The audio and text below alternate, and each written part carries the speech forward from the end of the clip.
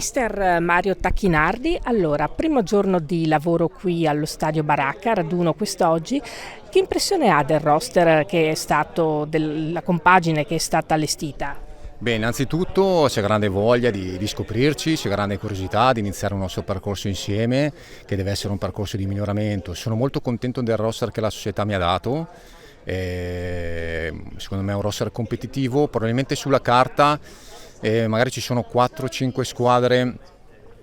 sulla carta magari più competitive di noi,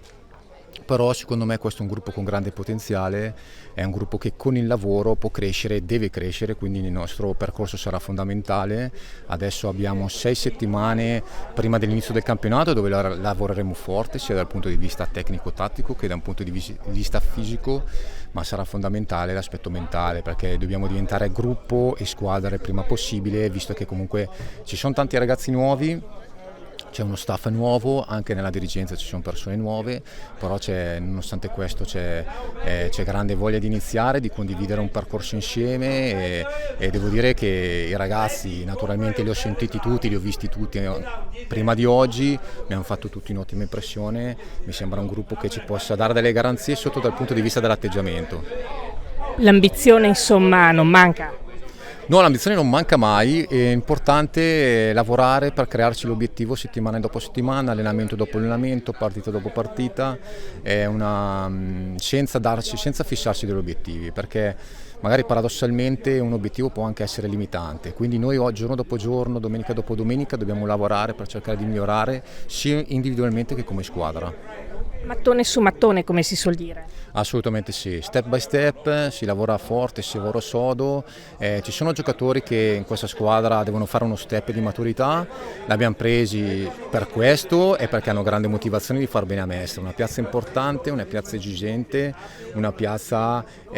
dove dobbiamo sentirci questa responsabilità perché insomma ci sentiamo responsabili di rappresentare una città e una tifoseria.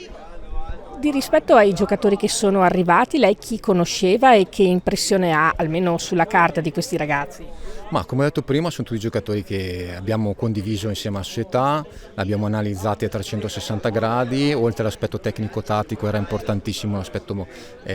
caratteriale di atteggiamento, sono tutti giocatori molto motivati, è un gruppo molto giovane con qualche inserimento di qualche giocatore di esperienza che ci può dare una mano magari nel momento di difficoltà, però insomma il mio obiettivo, come ho detto anche il giorno della presentazione, è che la tifoseria e la piazza sia orgogliosa di questa squadra a prescindere dal risultato, quindi lavoreremo soprattutto per questo.